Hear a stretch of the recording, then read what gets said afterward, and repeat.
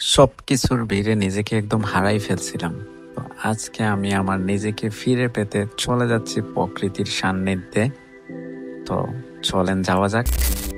তো আজকে আমার সাথে আছেন আমার ৩ বন্ধু সালেহ আহমদ, আব্দুর রহমান এবং ইমাদ ভাই। শাহিদগের এই রাস্তা দিয়ে আমরা রিক্সা করে চলে যাচ্ছি আমাদের কাঙ্ক্ষিত সেই জায়গায়, অসম্ভব সুন্দর সবুজ ঝর্ণাক্ষেত বাংলার মেঘালয় দেখতে। শাহিদের এই রাস্তা শেষ হতে না হতে আমরা বাম দিকে একটা মোড় নিলাম। এই দিকেই শ্রী জগন্নাথ মন্দির। আপনারা যারা আসতে চান এই দিক দিয়ে আসতে পারেন। শ্রী জগন্নাথ মন্দির পর্যন্তই আমাদের রিক্সা যাবে, তারপর আমাদের হাঁটতে হবে। তো আস্তে আস্তে করে আমরা হাঁটা শুরু করলাম। হাঁটি হাঁটি পা পা করে আমরা আস্তে আস্তে এগুচ্ছি আমাদের সেই কাঙ্ক্ষিত জায়গায়, আমাদের সেই মেঘালয়, সিলেটের মেঘালয়, বাংলার মেঘালয় খ্যাত সবুজ ঝর্ণাতে। তো দেখতেই পাচ্ছেন সবুজের কি সমারোহ। অনেকেই চিনেন এই জায়গাটা, দলদলি গার্ডেন নামে পরিচিত। আমার বন্ধু এদিক দিয়ে বলতেছে এটা নাকি খোদাই করে লেখা ফ্রেম।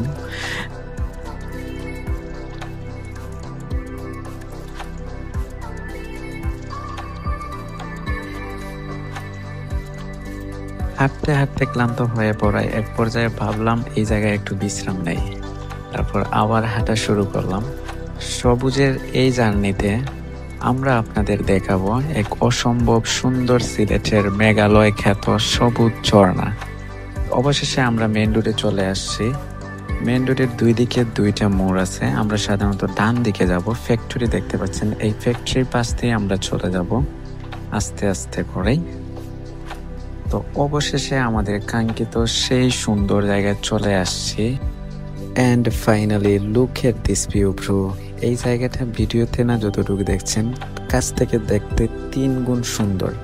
প্রকৃতি যেন তার সবটুকু দিয়ে একদম ঢেলে সাজিয়েছে এই জায়গাটা।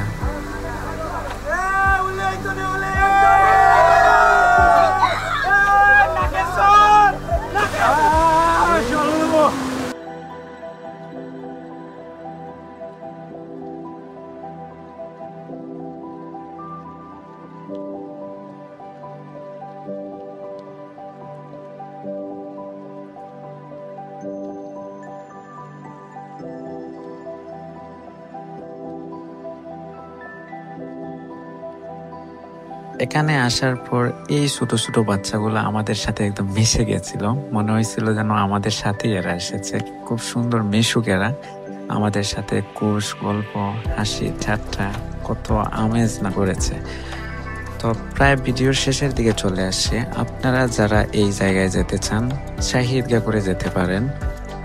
শ্রী জগন্নাথ মন্দিরের রোডের পাশ দিয়ে আপনারা আস্তে আস্তে দলদলি গার্ডেনের মাঝখান দিয়ে হেঁটে হেঁটে এই কাঙ্ক্ষিত সবুজ ঝর্ণা সিলেটের মেঘালয়, বাংলার মেঘালয়ে আপনারা চলে আসতে পারবেন।